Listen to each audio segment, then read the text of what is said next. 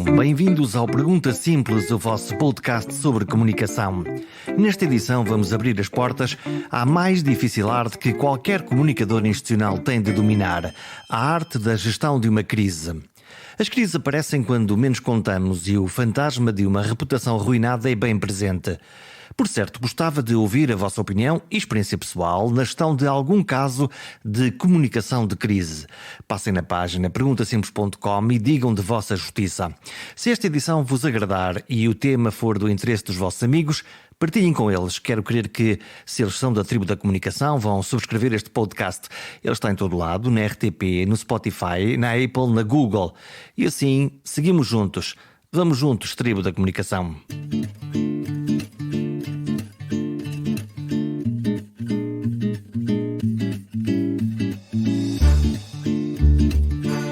Conter uma crise é das coisas mais difíceis de fazer. Há todo um campo de estudos sobre isso na comunicação. Damos-lhe genericamente o nome de comunicação de crise. Quando uma organização, instituição ou pessoa sofre os efeitos de um acidente ou incidente com potencial para afetar a sua reputação, há que ativar o plano de crise. Este plano de crise tem normalmente dois braços e ambos são críticos para sobreviver. São simultâneos, interligam-se, mas não são a mesma coisa. O primeiro dos braços é o que tem de resolver a crise propriamente dita, reduzir os impactos, resolver os problemas, mitigar os efeitos. No fundo, resolver o problema causado pelo incidente. O segundo é o da comunicação, como explicar o que aconteceu de forma clara, transparente e equilibrada. E a defesa da boa reputação depende da forma como se conseguiu fazer estas duas coisas: resolver o problema e comunicar no contexto com públicos tão diferentes como os diretamente afetados, os jornalistas ou o governo. Nesta edição conversamos com António Mocho. Ele viveu, pensou e trabalhou em organizações que passaram por crises mais ou menos graves e recolheu essas reflexões e experiências pessoais num livro, o livro chamado Crise nas Empresas, Comunicação com os Média, um guia para emergências e catástrofes. Nele encontrei dicas e pistas para organizar a resposta a uma potencial crise muito antes dela bater à porta. A crise, felizmente, é uma coisa rara. Ora bem, uma crise é uma situação pouco vulgar e que, portanto, acontece e que transtorna a vida normal das empresas. A grande discussão que tive comigo mesmo foi sobre o título que dar ao livro.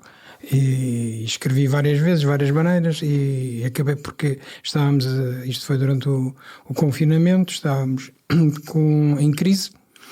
E havia quem não soubesse lidar com a crise. Daí lembrei-me de ir buscar alguns elementos antigos que tinha quando estive na empresa e comecei a escrever, a juntar. Isso não tem uma ordem lógica, foi um bocado escrito em função das necessidades que eu penso que os diretores de comunicação que hoje continuam a existir nas empresas têm todos os dias. Isto é uma espécie de manual de instruções, de aprendizagens que tu fizeste ao longo do tempo, de como é que se lida. Mas falaste agora, a crise é uma coisa rara de acontecer. E isso é que faz com que as pessoas não estejam devidamente treinadas. Essa é a dificuldade, que se calhar não acontece, acontece só aos outros, é sempre... É um bocado isso. Acontece que eu estive numa empresa que é a Galp, não vale a pena. É uma grande empresa. Exato, e que tinha essa preocupação permanente. Fazia formação nessa área, com equipas estrangeiras, porque aconteceu-nos, acontecer um incêndio numa refinaria ou uma explosão é uma coisa que é uma crise grave, que tem consequências para a população e para os trabalhadores da empresa. E isso, no caso desta empresa, numa empresa industrial que trabalha com alguma coisa tão volátil e tão inflamatória como os combustíveis, obviamente isso é uma coisa que está mais perto da cabeça da organização. Está. Isso é claramente, nunca encontrei nenhum administrador ou diretor de primeira linha que não tivesse essa preocupação. Uns mais do que outros há sempre aqueles que acham que a crise se resolve, e o problema que se põe acresce à crise é a comunicação da crise. E é daí... Que são coisas diferentes? Para mim são claramente diferentes. Uma coisa é atacar a crise com os meios e com os planos de contingência que há, outra coisa é comunicar o que está a acontecer. Quando nós estamos a falar de um incêndio ou de um sismo, uma coisa é resolver aquilo que aquele incêndio ou outra coisa qualquer que aconteceu, outra coisa é dizer como é que nós Como é que a organização se posiciona em relação a quem?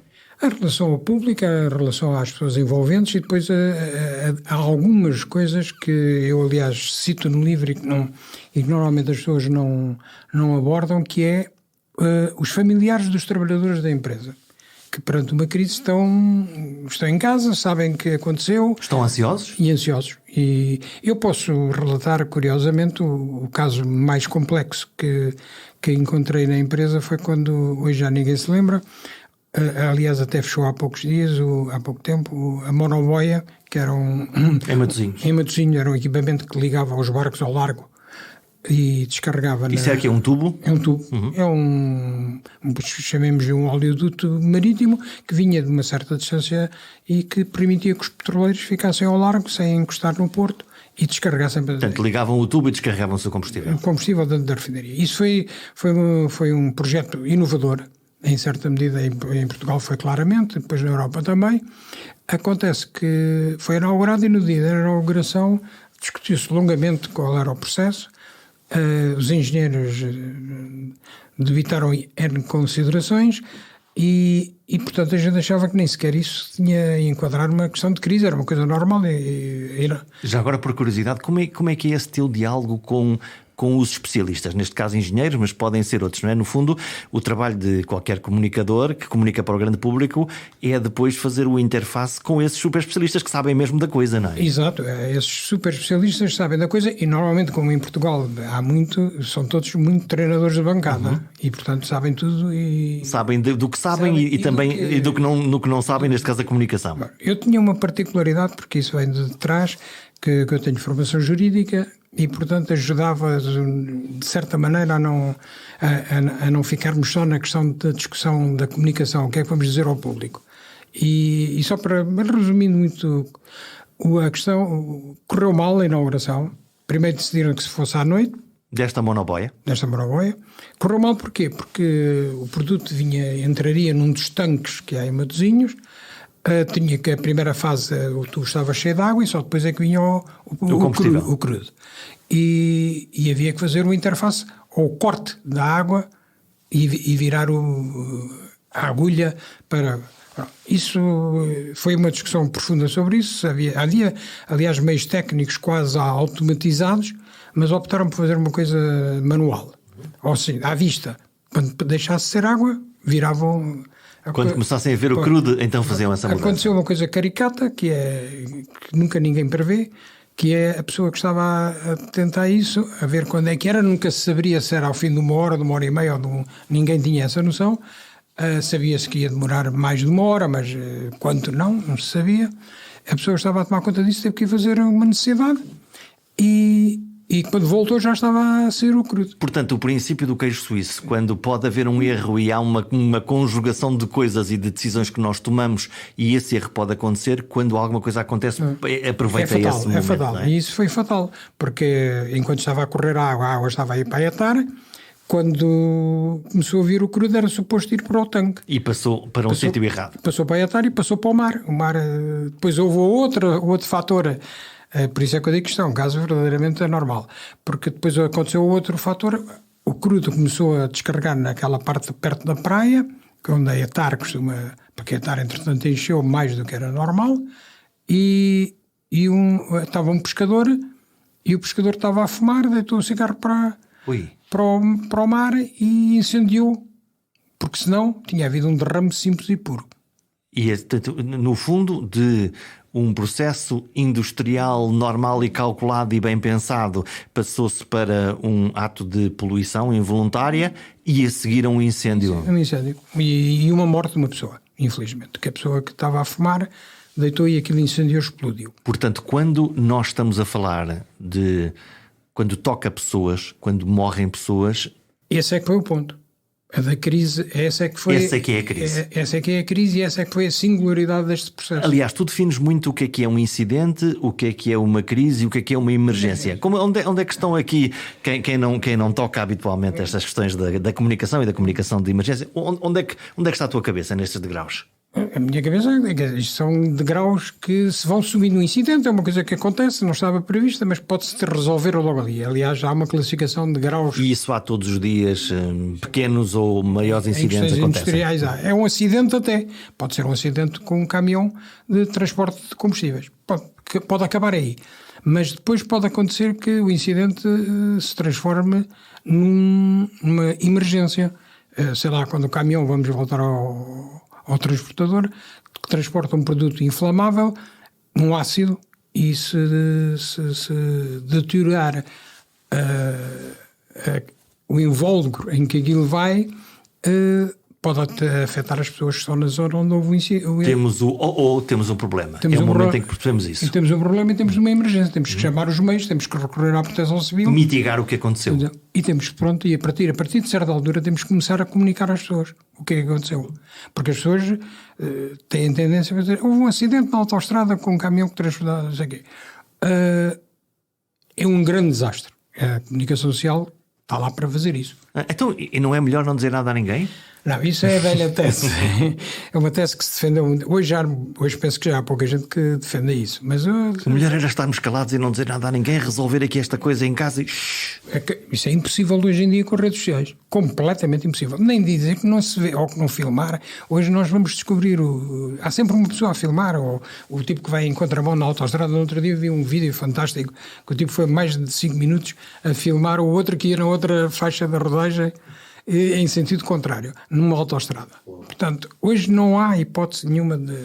E isso é uma das coisas que os administradores, os gestores têm de perceber. Hoje tudo se sabe. Mesmo não é só a questão do vídeo, é tudo.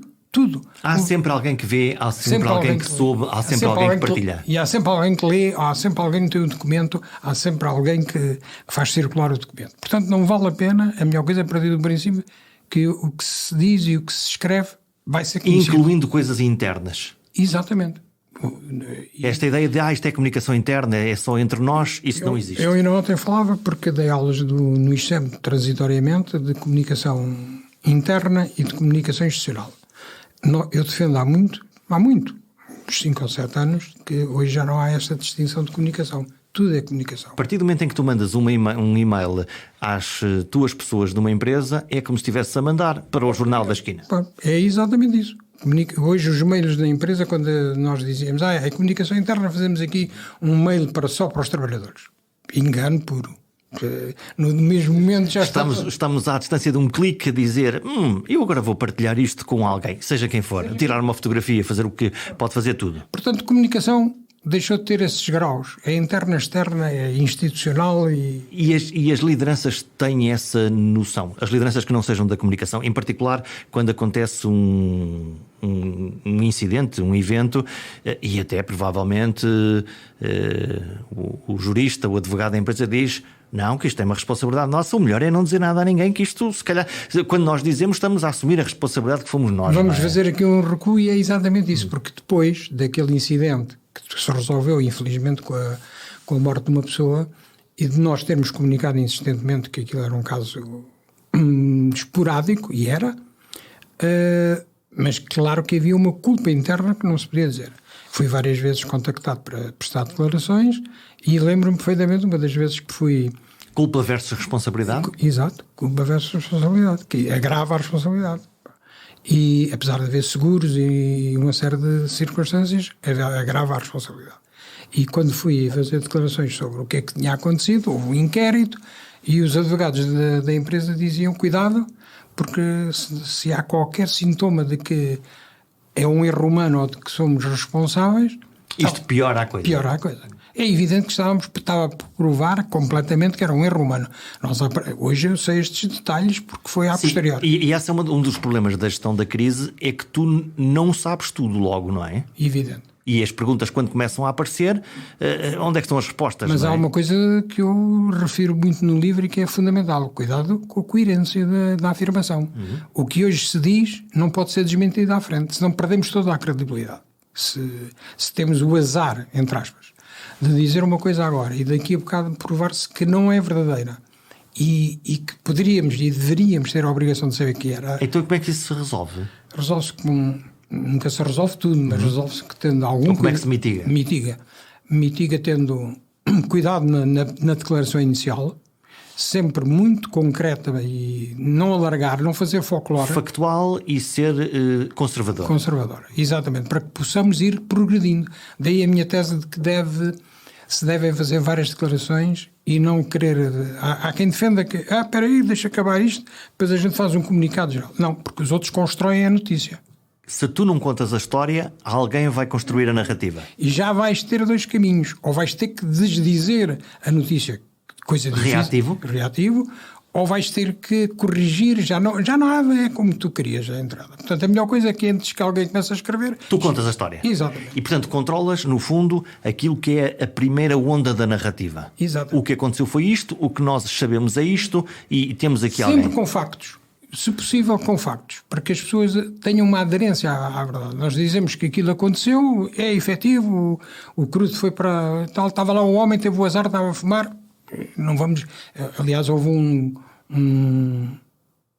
uma fotografia, não é uma fotografia, um desenho, agora passou-me o nome do que é que se chama no jornal. Um croquis? Um croquis em que dizia o problema foi que devia lá estar uma tabuleta a dizer proibido de fumar. Porque se fosse proibido de fumar não tinha acontecido aquilo. Portanto, isto mostra o grau de problema que tinha... Se não há factos, logo há uma possibilidade de especulação e de reflexão sobre aquilo. Portanto, e às vezes também ajuda a acrescentar dentro do que é real os factos para que as pessoas não percebam que nós sabemos do que estamos a falar.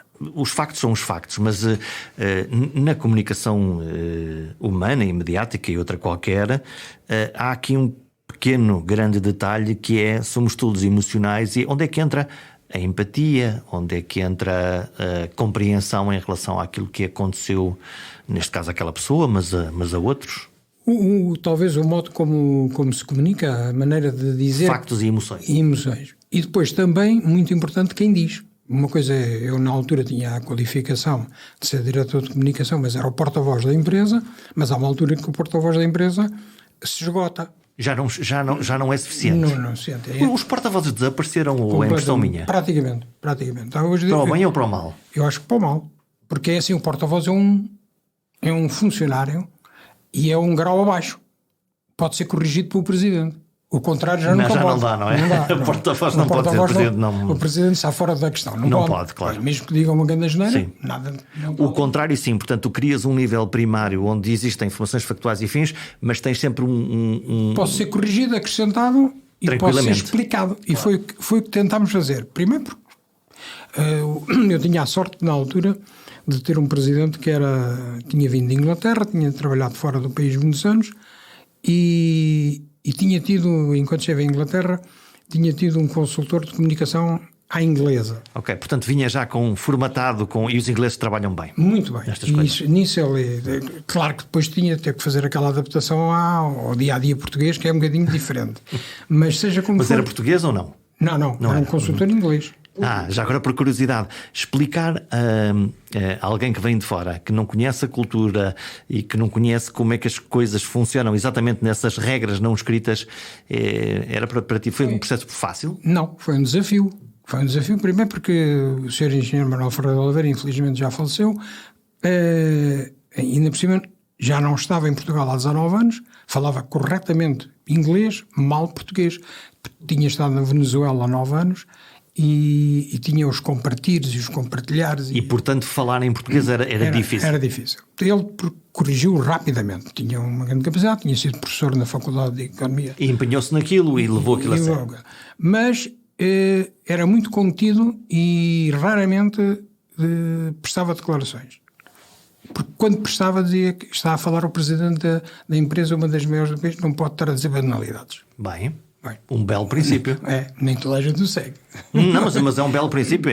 Eu quando falo, vou dizer coisas que são importantes, relevantes e que... Agora lembrei-me de um facto, uma coisa que acontecia, isso eu conhecia, nunca fui jornalista, verdadeiramente. Mas parece. Eu escrevi umas coisas sobre... Não, liguei-me ao setor automobilístico, mas nunca exerci.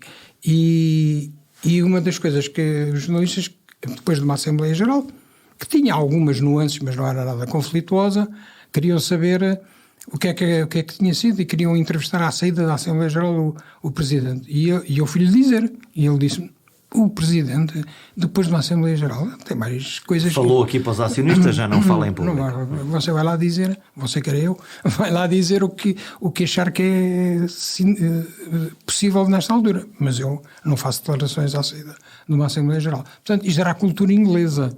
E ele seguiu sempre. E, voltando ao incidente do Porto e em Matosinhos, foi à noite, foi de madrugada, e ele perguntava-me, às 3 da manhã ou às 7 da manhã, o que é que era preciso fazer. E eu disse: é preciso sossegar as pessoas que estão à volta. Isto foi um incidente. A comunidade. A comunidade. Vivem ali, isto não teve nada a ver, foi uma explosão no mar. Autolimitada, com uma vítima, mas que não terá impacto na população. E o equipamento está completamente a funcionar. E nós conseguimos fazer uma coisa que a comunicação social em certos momentos ajuda, porque está desejosa, fazer um direto à 1 da tarde, no dia seguinte, de dentro da refinaria, com o Presidente a falar. Lá está, a credibilidade de mostras, transparência e, por outro lado, credibilidade porque é a pessoa maior da empresa que aparece a dar a cara. E depois falou uma vez, e naquele dia falou tudo o que tinha a falar. Nunca mais voltou a falar sobre o tema. O tema surgiu depois nos tempos seguintes para mim.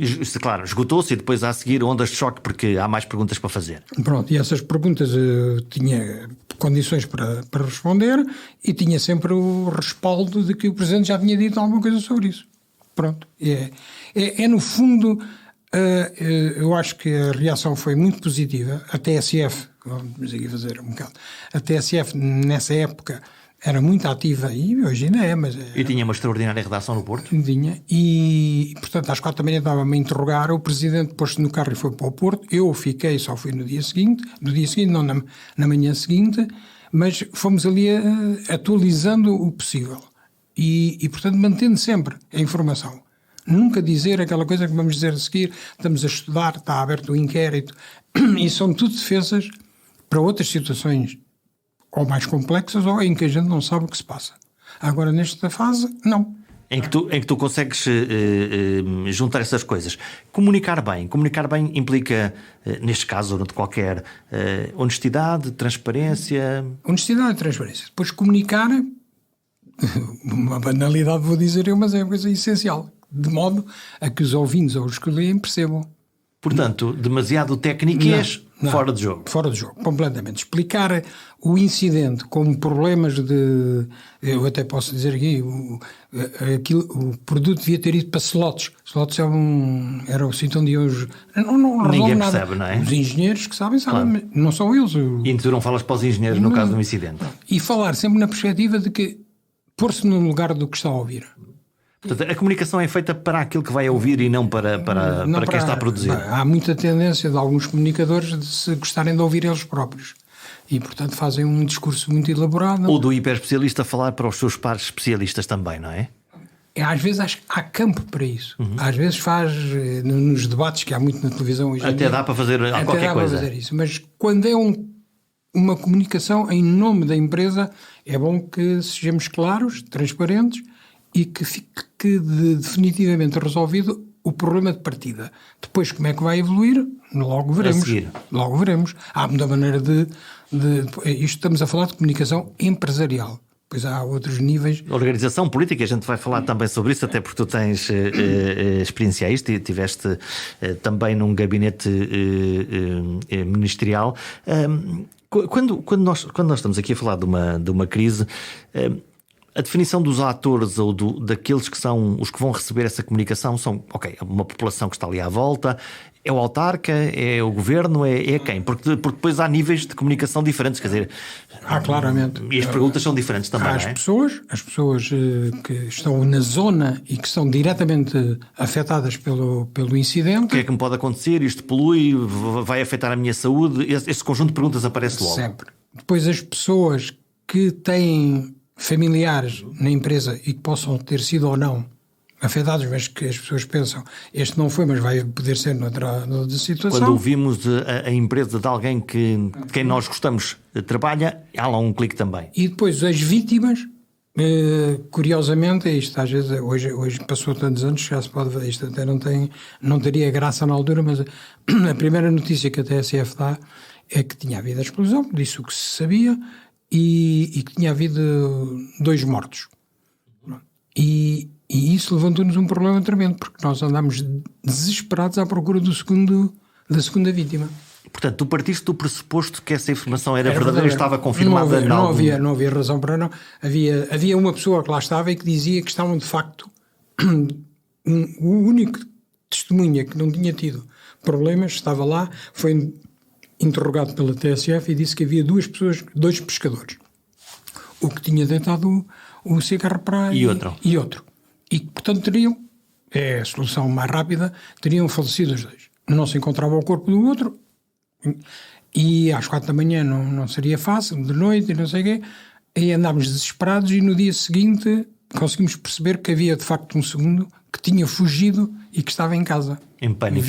Vivo e feliz da vida. Portanto, de facto havia 2 pessoas na praia naquele dia. De facto havia 3 com o testemunho ocular. E 2 pescadores. E os 2 pescadores, um faleceu e o outro fugiu. Mas isso, em termos de resposta e de comunicação, de resolução, tanto quanto é possível, levanta-te logo um problema. Um problema, tivemos que andar a desmentir, é uma palavra entre aspas, a desmentir que não eram 2 as vítimas, que era uma. Não fizemos disso uma grande questão, porque a vítima havia ser uma ou ser 2, tem importância, mas não é decisivo. E só se podia desmentir quando soubéssemos que era a outra e que a outra contasse a história. Foi o que fez. Normalmente, e nós falamos aqui, e há obviamente organizações e empresas que têm uma noção mais próxima de vulnerabilidades ou de possibilidades de que alguma coisa corre mal. Há um manual para fazer o check, a verificação de vulnerabilidades, quase a lista infinita das coisas que podem correr mal? Eu acho que não há, ou antes. Eu tentei fazer aqui no livro alguma... Faz uma lista muito grande, quase assustadora, se alguém ler isto tudo. Sim, a pessoa se começar a ler isso e começa a dizer assim, se isto me acontece a mim vai ser o fim do mundo. Nunca acontece tudo ao mesmo tempo. Faz uma lista de possibilidades. E isso é uma coisa que aprendi com os ingleses e ainda por cima tive uma ação de formação com os tipos da Saudi Aramco, que é a petrolífera da Arábia Saudita, que era mais um inglês que tinha uma lista infinita, parecia que íamos fazer o voo, levantar voo com o checklist, tinha uma lista. E ele dizia com muita clareza, uma destas vai acontecer. Não sabemos é quando. É quando. E, portanto, a melhor coisa é sabermos como é que fazemos em cada um dos casos. E depois o que é que se faz a essa lista? Essa lista, vamos lá ver. Numa empresa como Petrolífera, chamemos-lhe assim, que teve desde os incidentes no Golfo do México, aliás, eu também relato aí vários casos que se passaram no mundo, quer petrolíferos, quer outros, as empresas têm essa lista e vão fazer o cheque do que é que está a acontecer. E a partir daí, depois há a fase seguinte, é de identificar o problema, o que é que se faz a seguir. Mas quando ele acontece ou de uma forma preventiva e anterior? De uma forma preventiva, era isso que as petrolíferas normalmente têm o chamado manual de crise e dos incidentes. Portanto, numa crise destas há pessoas que estão automaticamente convocadas para irem para um gabinete e para se instalarem... Gabinete de crise. Que pessoas são estas? Que funções é que lá estão? As pessoas devem... O problema é que não podem ser escolhidas na altura, têm que estar treinadas. Se não compras o bom velho, isso mais volta a quieto. Há que fazer treino e há que fazer simulacros. E, portanto, o fundamental é que as pessoas que estão definidas podem ter outras funções da empresa. Normalmente, as pessoas do gabinete de comunicação estão lá para fazer a ajuda na situação, mas não é para intervirem diretamente quando há uma crise grande. Portanto, vão ter que ser chamadas, desde o tipo do ambiente, ao tipo do jurídico, portanto, pessoas que possam colaborar e depois, desde exteriores, hoje já há mais, mas na altura havia já empresas de assessoria que podem dar apoio nessa questão. E, portanto, a tribo da comunicação faz o interface, mas o processo de decisão e de resposta à crise é liderada por quem? É liderada por 2 pessoas, normalmente o diretor de comunicação para a resposta e o responsável, aquele que é nomeado pela empresa para resolver a crise propriamente dita. Portanto, uma coisa é o que aconteceu, a mitigação do acontecimento, outra é o que é que nós vamos comunicar. O que é preciso? Se é preciso chamar uma grua, se é preciso fazer isto, se é preciso fazer aquilo. Isso é normalmente o engenheiro, neste caso, que gera... Então, e as lideranças séniores entram aonde? O presidente, o diretor-geral? Depende do nível, do tamanho da empresa, mas o diretor-geral pode ser um dos que está no comando da operação. O presidente deve ficar, mais uma vez, de retaguarda para lá ir só quando a situação já não tem muito a compor e é preciso acalmar as hostes. Portanto, já estamos num nível diferente. Já estamos num nível diferente. Depois tem que haver uma conferência de imprensa que estabeleça as regras. Uma das coisas que não se faz habitualmente cá é, num incidente mais ou menos grave, é que haja pontos de situação sistemáticos, regulares, marcados, para que a imprensa não esteja a navegar entre... Isso aconteceu em fenómenos como entre os rios, que me lembro que acontecia isto, ou uns incêndios, por exemplo, na zona do centro, isso aconteceu com regularidade. Fazer o ponto de situação uma hora marcada, e mesmo há sempre aquela tendência de dizer eu não tenho nada... Não há nada de novo para dizer. Mas há pelo menos para esclarecer. Ok. E, portanto, é bom que a imprensa... E só esse ato já permite tornar a coisa um pouco mais serena. Pois há aquelas nuances, pode-se achar que não fazer à hora certa, porque à hora certa os noticiários são em direto, e há tendência, pode fazer um quarto de hora antes, os jornalistas pegam no material que... Editam rapidamente e põem no ar. Mas isso são tudo... Mas o outro ponto é, se tu fizeres em cima da hora do telejornal ou do noticiário, podes ter mais tempo, não é? Exato. Isso e depende muito das circunstâncias, mas é preciso ir comunicando. Não é... Está resolvido, a gente faz um comunicado e não houve nada de novo, continua. Aliás, há várias situações. Se bem nos lembrarmos, voltou a passar-se comigo, noutra função, a morte do FER em Braga. Guimarães. Em Guimarães. Em pleno jogo de futebol. Eu estava a jantar e telefonaram-me a dizer que tinha havido... Eu, nessa altura, tinha responsabilidades na área da saúde e telefonaram-me a dizer que eu tinha ido para o hospital e que não sabia se estava morto, se estava vivo, ou havia ali uma discussão. E curiosamente, nós tínhamos feito uma formação a médicos, diretores de hospitais, 8 dias antes. Bem, isso é... Foi. E um dos médicos era o diretor do Hospital de Guimarães, que tinha estado na formação.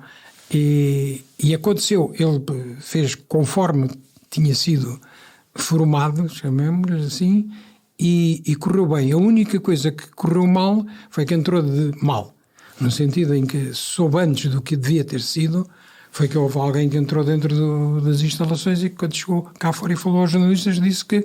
Contou a notícia. Portanto, quando o médico interveio...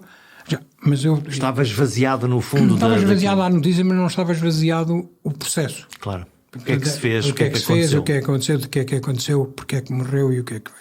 Mas nessa época, já não me lembro em que mas já foi há bastantes anos, os médicos fugiam a 7 pés dos jornalistas mas ainda por cima numa situação tão complexa, onde a resposta à pergunta que é não é o que é que aconteceu, mas porquê é que aconteceu. Ele não pode responder na altura. Mas não existe essa resposta. Não existe. E para ser fiel não pode avançar com alguma coisa que só a autópsia vai...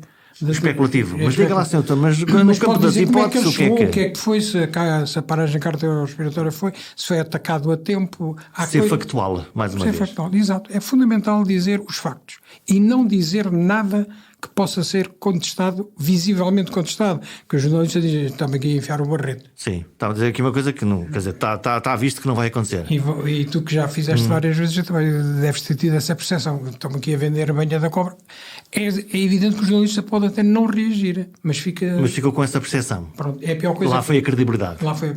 E isso é que nós só conseguimos fazer comunicação e não vou aqui ter a validade de dizer que nunca menti, mas dizer a verdade toda. Não contar a história exatamente, ou escolher um melhor ângulo para contar a história. Escolher um momento apropriado e com mais argumentos para contar a história, quando a história não é muito... Sim, pondo um peso mais de um lado ou do outro para criar, para que ela se torne credível. Quando a história não é muito favorável, é bom que a gente tenha estes cuidados. Nós no último ano e meio andamos todos aqui atrapalhados com a pandemia de Covid. Tu tiveste funções de suporte muito próximas junto de um ministro da Saúde, o ministro Luís Filipe Pereira. Como é que tu olhas para o processo de comunicação numa crise tão difícil e grave como esta, provavelmente a maior das nossas vidas em termos sanitários? Sim. Não é fácil comunicar saúde, não é? Não é fácil comunicar saúde. Não é fácil. Nunca ninguém tinha experiência de ter enfrentado uma pandemia. Portanto, ninguém treinou. Ninguém treinou. Pode ter treinado, também não acredito que tenham treinado, mas pode ter treinado comunicação sobre a saúde de factos, de gripes ou coisas semelhantes. Mas não havia uma comunicação apropriada para esta situação. E sem entrar em detalhes de natureza política, havia de facto... Para já há uma grande diferença entre o ano em que estive no gabinete do ministro, que foi 2003, 2004, e hoje, 17 anos... A aceleração das redes sociais e afins gera uma pressão louca. Louca, completamente. Hoje as redes sociais é um meio... Como outro qualquer? Como outro qualquer, não vale a pena fingir que eu não gosto do Facebook. Eu só falo para a televisão. Não há. Isso é pior ainda porque as redes sociais começam mais cedo do que isso. E deturpam. E depois ainda por cima com o meio incógnito que a pessoa está ali. Há um anónimo qualquer a espalhar um boato, um rumor. Portanto, eu recomendaria que as empresas se deixassem dessas balelas, para não dizer outra coisa. E olhassem para uns Facebooks e para os Instagrams e para os Twitters da mesma maneira como olham para um jornal ou para uma televisão. A reputação da empresa pode estar em causa por uma notícia que não é contrariada no Facebook. Logo, na hora. Na hora. Porque há muita maneira de contrariar. Não é preciso desmentir a notícia. Pode-se dizer... Provavelmente fornecendo mais informação. Mais informação. Ou contar a história. Sem dizer sequer que está a desmentir aquele boato. Pode-se contar a história como ela é. Portanto, em 2003, 2004, tu recebias os telefonemas da praxe porque o noticiário das 8 da manhã da rádio é que era atenção ao noticiário da uma para as televisões e depois, quiçá, trabalhar a imprensa para o dia seguinte e o telejornal. E imagino que o teu dia normal às 9 da noite estava sossegado. Exatamente, em princípio. Sim, em condições normais. Há vários factos. Um deles, por exemplo, na altura, como sabes, o diretor-geral de saúde era o Francisco Jorge, que é um comunicador nato, fantástico nessa matéria. E já não sei bem o que era, mas sei que o facto é o facto. Havia uma crise qualquer com um hospital e ele telefonou-me num domingo às 10 da manhã. Às 10 da manhã, então. Pronto, eu acho que era um problema com o Hospital de Viseu que tinha tido uma paragem do equipamento que punha em causa. Mas eu até lhe disse, o Francisco é a melhor pessoa para avaliar e para explicar, não é? Explicar. Mas era preciso ir ao telejornal da 1 da tarde e tal. Assim, não vai querer que vá ninguém do Ministério da Saúde, claro, por uma coisa que é grave, mas que é do Hospital de Viseu. Então, ficámos nisto. Eram 11 da manhã, nunca mais soube nada e tal. É o dia fatal. Ao meio-dia e meia hora desse dia, o Saddam foi encontrado no bunker do buraco. No buraco. Nunca mais houve problema nenhum com a questão da saúde e com o Hospital de Viseu. Claro, os focos viraram-se todos para o outro lado. Completamente desapareceu a notícia. Uma cortina perfeita, no fundo de... Isto o que é que faz pensar? Não há Saddam todos os dias, nem voltará a haver. Sim, a menos que tenhas sido tu a organizar, encontrarem o Saddam, presumo que não foste, não é? Não fui de certeza. Mas fez pensar que é bom sistema criar, não é criar factos falsos, mas é criar... boas histórias alternativas. Para que alguém pegue nelas ou para que essa, vou aqui dizer, tapa outra. Portanto, uma que tenha mais valor ou que tenha um valor equivalente e que consiga contrabalançar. Agora, comparar o que se passava em 2003, 2004 com o que se passa hoje é pura ficção. Não há nenhum estilo... Também depende dos ministros, mas os ministros são mais expostos. A comunicação é muito mais agressiva no bom sentido da palavra, tem mais meios, tem melhores conhecimentos, sabe fazer melhores perguntas, portanto... Não é possível controlar a informação? Nada, não vale a pena. Já agora, por curiosidade, como é que os ministros ouvem o barulho da informação e da comunicação? Eu trabalhei ao longo de 30 anos que eu não tinha nada a ver com a comunicação e não havia sequer Eu acho que havia para aí uma cadeira de comunicação no ICEM e não mais do que isso. Eu era jurista e fui empurrado para esta função por razões diversas, mais todas a ter havido a presidência portuguesa em 1992 e ser preciso comunicar alguma coisa à volta disso.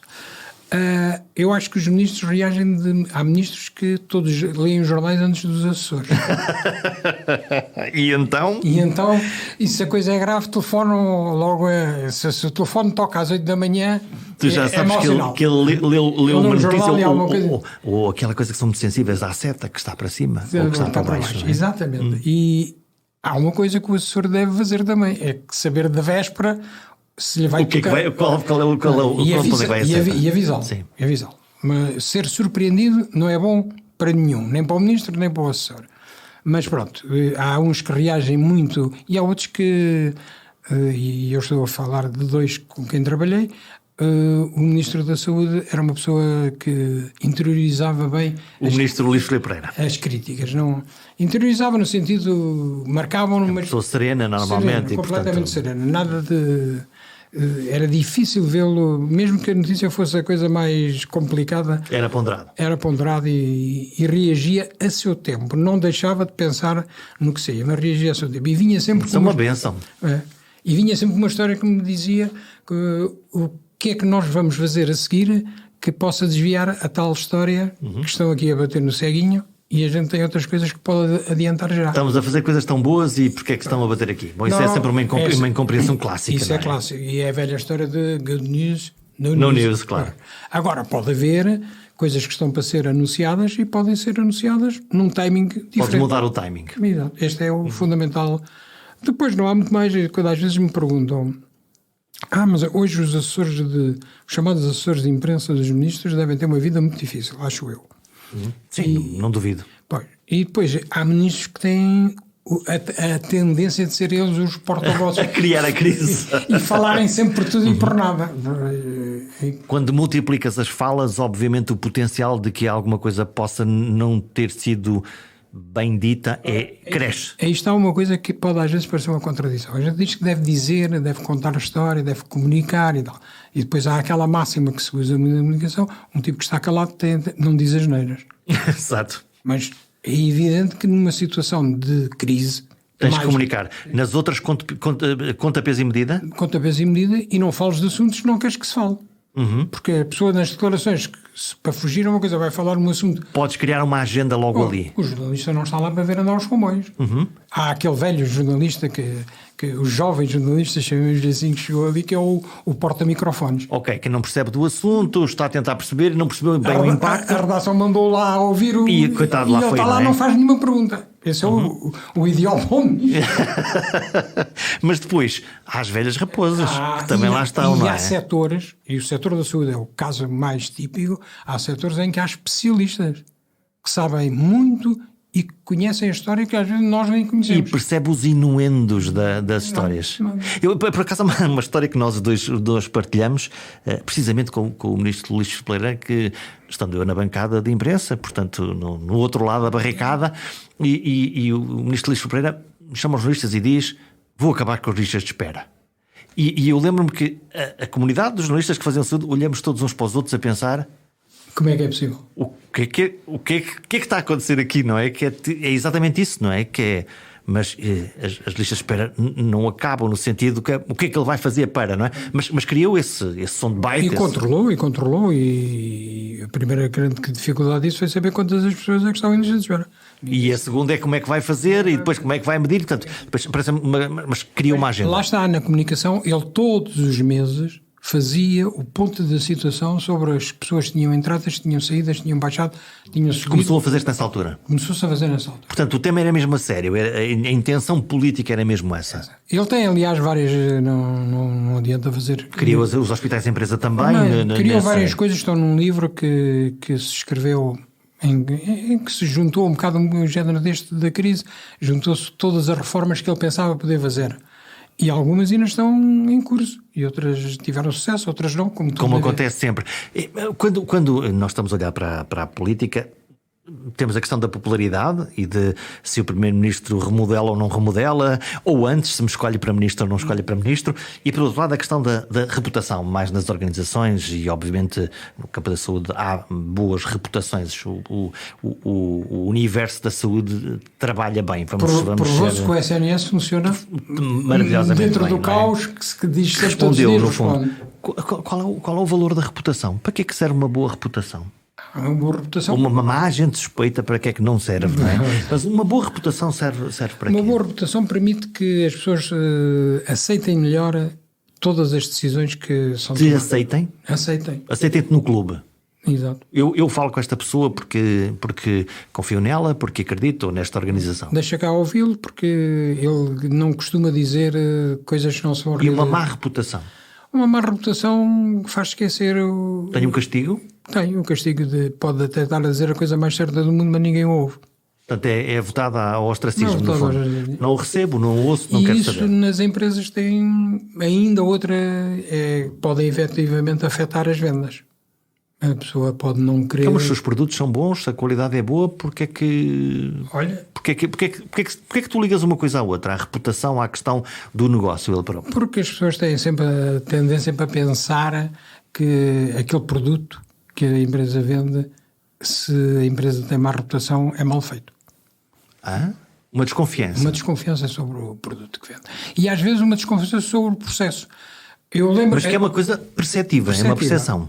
Primeiro exemplo e há pouco falávamos que as empresas não queriam falar sobre o Facebook. Algumas têm receio, porque o Facebook pode ser visto, e é preciso ter cuidado nisso, de facto, pode ser visto como o porta-voz da empresa. A pessoa que escreve em nome da empresa no Facebook. É evidente que isso é preciso ter cuidado sobre isso. Mas não podem ignorar que o Facebook fala da empresa. Que a comunidade fala, que as pessoas falam. Exato. E, portanto, e depois que avoluma. O auditório aumenta e, portanto, um problema que podia ser menor transforma-se em grande. Houve uma vez uma tentativa, a propósito disto dos preços dos combustíveis, que agora estão está na liça. E havia uma grande discussão sobre os preços dos combustíveis e habitual a diferença entre a Espanha e Portugal. Sempre. E havia uma nuance, vamos boicotar a Galp, a BP, não sei o quê. Vamos todos comprar a Espanha. Vamos todos comprar a Espanha. E porque as empresas andam a roubar E havia eu lembrei-me, e como tinha o encargo de fazer a defesa da reputação da empresa, já em forma exterior até já não era quadro da empresa, e lembrei-me de uma coisa muito simples que coloquei no Facebook e que gerou alguma discussão, mas que matou em certa medida. A Galp vende gasolina e as outras vendem gasolina e gasóleo em Espanha e em Portugal. O preço completamente diferente. Há pessoas que vão abastecer, era o caso em Ayamonte. Sim, estas pessoas que vivem na Raia podem fazer isso. Vão fazer, e estavam a chamar nomes à empresa em Portugal e depois a mesma empresa vendia-lhes o produto em Espanha. Porquê? É a razão que depois acabava por ser fácil de... Claro, lá íamos às questões fiscais o produto era o mesmo, sim. E era, por acaso até é, no caso o custo de base era o mesmo. A empresa é a mesma, porque é que a empresa em Portugal rouba os clientes e em Espanha fornece os clientes. Portanto, temos que... A tal diferença de fiscalidade. E as pessoas perceberam que o argumento era outro. Mas isso não retira a zanga das pessoas. Mesmo percebendo isso, é quase... Mas porquê é que me acontece, não é? Em Espanha é mais barato do que é. Porque é uma pergunta legítima. Porque é legítima, ganham mais e têm menos impostos. Há qualquer coisa que não... Isso aplica-se, quer dizer, se compras um carro é igual. Há várias coisas onde há uma diferença. E tem que ser explicado, e não pode ser explicado aquilo que a gente diz em voa do azul, que é a correr e sem mais. Tem que se explicar às pessoas.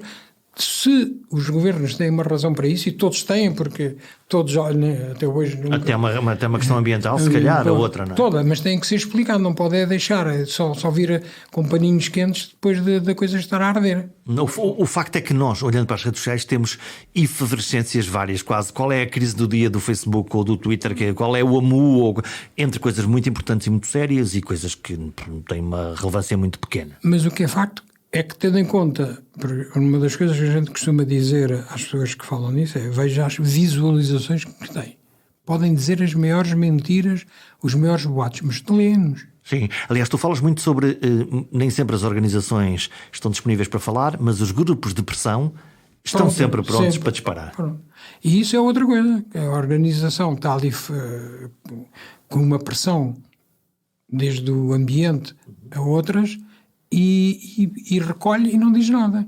Há que combater, não há que ter medo de contra-argumentar. E em Portugal, mais do que em qualquer outro lado, há sempre esse... Isso precisa de quê? De coragem? Precisa de método. Método de trabalho. Método de trabalho. Não é levar isto a sério. Pô, não é dizer que porque acordei zangado ou que me estão aqui a dar cabo da cabeça... E eu agora vou responder. E normalmente quando nós estamos irados a coisa corre mal. E não é como o ministro que de manhã viu a notícia na primeira página e ficou virado do avesso. E depois o que é que acontece quando eles ficam virados do avesso? Reagem normalmente mal, porque não querem falar com o jornalista, não querem não sei o quê, e depois normalmente têm sempre o azar de que naquele dia tinham um evento onde tem que estar. Onde vão lá estar fatalmente, e, portanto, aí não há nada a fazer. A propósito disso, eu consegui, com a ajuda dos jornalistas, claro, uma coisa que é pouco vulgar acontecer, e que eu por acaso sempre achei mal e continua a acontecer, que é um ministro, primeiro-ministro, tudo, chega a um sítio e estão os jornalistas à volta do carro, não deixam quase que sair e fazem... É uma espera. É uma espera. Bom, e nós íamos com o ministro para Bragança falar da abertura de um centro de saúde e do investimento no hospital e a notícia do dia era que as maternidades do Nordeste iam fechar. Também é um clássico. E isso tem sempre notícia. Fecho de qualquer coisa é sempre notícia. Não valia a pena, durante a viagem disse ao ministro. Preparar para. E a gente, à porta do centro de saúde, onde íamos fazer a inauguração do centro de saúde novo, estavam as entidades e os jornalistas todos. Vai ser aquela questão, já nem vai haver abertura de centro, nunca mais ninguém se vai lembrar disso. Mas pronto, fiz uma tentativa que eu pensei que era desesperada, mas que resultou plenamente. Saí antes do ministro, fui ao outro lado do carro e disse aos jornalistas: sobre as maternidades, nós vamos falar disso às 5 da tarde no Governo Civil, que ainda havia Governo Civil. Ok, fizeste uma promessa. Uma promessa. E as perguntas sobre isso serão todas respondidas nesse sítio. E eles ficaram... E não fizeram nenhuma? Não fizeram nenhuma e disseram, mas pode ser, é mesmo assim, é verdade, o ministro já deu indicação e é verdade. Aqui falamos de... E isso é para cumprir, quando tu fazes uma promessa? Isso é fatal. Sim. Senão nunca mais posso fazer promessa então, na acabou, vida. Não é? Acabou, nunca mais. Eu, se tive alguma vantagem nestas coisas, é que as promessas que eu fazia cumpria-as. Primeiro porque tinha o respaldo do ministro e quando não tinha ainda combinado com o ministro, fazia com que o ministro... Concordasse, que às vezes não era fácil, mas pronto. Como é que era a tua relação com os jornalistas? Ou como é que é a tua relação com os jornalistas? Eu acho que ao longo destes anos todos, quer na Galp, quer nos 2 gabinetes ministeriais, tive muitas amizades e ainda hoje me dou com alguns já nem são jornalistas também, e eu acho que identifico para aí 2 pessoas com quem... As coisas não correram tão bem. Não bem. Me zanguei, curiosamente um deles, me zanguei de uma maneira muito agressiva, um deles mais tarde reapareceu e concordámos que não tínhamos estado os 2 bem. E pronto, e ultrapassaram. Mas pronto, eu por acaso às vezes vejo as críticas aos jornalistas, acho que os jornalistas também são mais bem preparados e já não são tão impulsivos. Mas o jornalismo para ti melhorou? É uma dúvida legítima, porque eu não consigo perceber, eu concordo contigo, os jornalistas neste momento estão muito mais bem preparados, todos eles fazem melhores perguntas, quando têm tempo conseguem escrever boas coisas. A questão é que eu acho que eles não têm tempo. E são poucos. Hoje o que eu sinto é que as redações são curtas e portanto é tudo feito sobre o joelho. E portanto, sobre o joelho no sentido à pressa. Portanto, há um problema na indústria dos médias. E por outro lado, a televisão passou a ter muita influência. Os meios, os canais... Temos 4 canais de notícias num país de 10 milhões, é quase... É uma coisa... E não é fatal. Eu agora com o confinamento passei a ter a televisão ligada. E é verdadeiramente, as pessoas não têm noção, mas é verdadeiramente espantoso como é que as notícias se repetem ao longo, tem que ser. Porque não há mais nada para contar, não é? Há que alimentar o cavalo. Exatamente, aquilo é dose para cavalo mesmo, porque é completamente repetido ao longo do dia. É um massacre. É um massacre. E depois as notícias, os jornais, a rádio, a sensação que tenho é que anda um bocadinho a reboque do que acontece nas televisões. O que nem sempre acontecia. Normalmente os jornais lideravam... No tempo em que falámos antes, a primeira coisa que os jornais, a televisão, o Jornal da Uma, que era Ia picar as coisas que jornais. os jornais iam contar. É, exato. O Jornal da Uma, o que os jornais traziam de manhã nas capas. Era o que aparecia no... E, portanto, isso também dava um tempo de preparação. De preparação. Agora, o que me dá a ideia é que, até mais do que a televisão, anda tudo... Eu fico sempre um pouco preocupado quando vejo imprensa a sério. Estou a falar das televisões, estou a falar dos jornais e das rádios. Citar redes sociais em coisas que não têm... E passar vídeos que fazem nas redes sociais. Também me choca um bocadinho. Lá foi a curadoria? Foi. Isso é... E depois é a falta... Eu acho que isso tudo resulta da falta de meios. Os jornais encolheram muito os custos. Claro. A publicidade foi abaixo, deixou de haver pagamento. Portanto, é difícil gerir a empresa. E, portanto, só há uma solução, é cortar. Por outro lado, os jornalistas estão mais bem preparados, mas são mais genéricos. Hoje em dia tu não encontras Não há os especialistas, ou há menos especialistas. Aliás, na saúde, que é um caso típico, eu acho que só há a nossa amiga Dulce Salcedas que fala sobre saúde regularmente. E há vários anos. Há vários anos. Ninguém mais, falam quando é preciso, mas fazem as perguntas da praxe que qualquer jornalista faria, mas não há... E não dá contexto àquilo que está a acontecer. Na economia já é diferente, mas isso é normal. Sim, há uma tribo próxima, na economia muito, na política também, no desporto também, no futebol. No futebol, vamos ser... E depois há aquela tribo que as televisões, mais uma vez por falta de outros recursos, que é a dos comentadores, de tudo e de nada. Ocupam um espaço... E são baratos pelo tempo que estão a ocupar, não é? Isso é obviamente muito mais fácil. Olha, vamos fechar. A tua bola de cristal mostra o quê? Que tendências é que tu estás à espera nos próximos anos? Uma aceleração? Na comunicação. Na comunicação. Eu acho que é uma... Ou o contrário? Não, uma aceleração há sempre. Hoje em dia não há que ter dúvidas sobre isso. O que eu penso é que é capaz de haver um reposicionamento um bocadinho em função de que já não vai haver nos próximos 10 anos, penso eu, a evolução que houve nos últimos de saltar o Facebook, o Instagram, tudo e mais alguma coisa. O mundo acelerou e isso no universo da comunicação de crise quer dizer mais ruído, menos tempo de reação e muito menor controle da situação. Os Facebooks desta vida transformaram qualquer cidadão num potencial órgão de comunicação. Mais rápido que os tempos atuais é difícil, afinal já estamos todos a viver ao minuto. Mas a forma de comunicar e responder às crises que afetam a nossa reputação tem sempre campo para evoluir, sem nunca esquecer a principal regra de ouro: mais vale prevenir do que remediar. Até para a semana.